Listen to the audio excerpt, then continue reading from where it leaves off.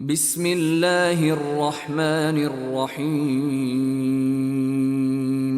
قيل ادخل الجنة قال يا ليت قومي يعلمون بما غفر لي ربي وجعلني من المكرمين وما أنزلنا على قومه من بعده من جند من السماء وما كنا منزلين إن كانت إلا صيحة واحدة فإذا هم خامدون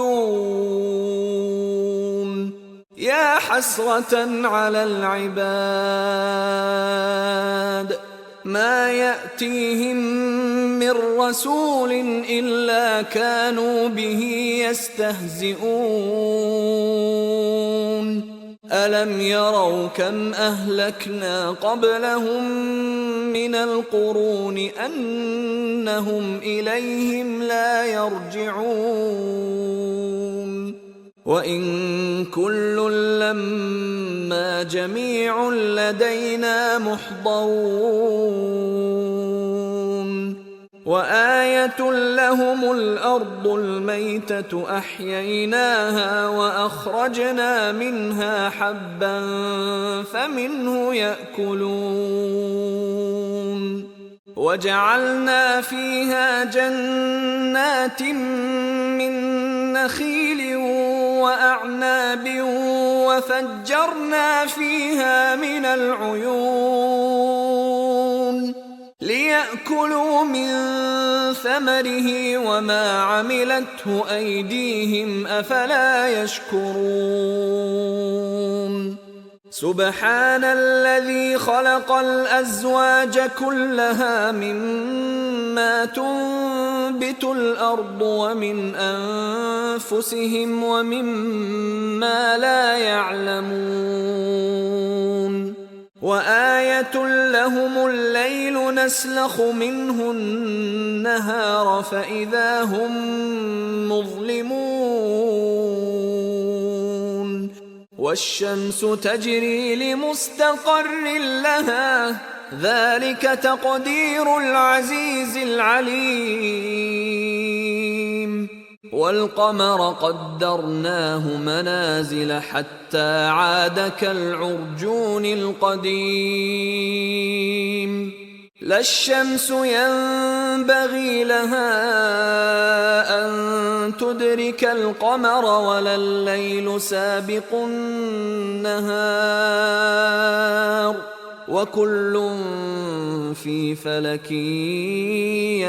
يسبحون وآية لهم أنا حملنا ذريتهم في الفلك المشحون وخلقنا لهم من مثله ما يركبون وإن نشأ نغرقهم فلا صريخ لهم ولا هم ينقذون إلا رحمة منا ومتاعا إلى حين وإذا قيل لهم اتقوا ما بين أيديكم وما خلفكم لعلكم ترحمون وما تأتيهم من آية من آيات ربهم إلا كانوا عنها معرضين وإذا قيل لهم أنفقوا مما رزقكم الله قال الذين كفروا للذين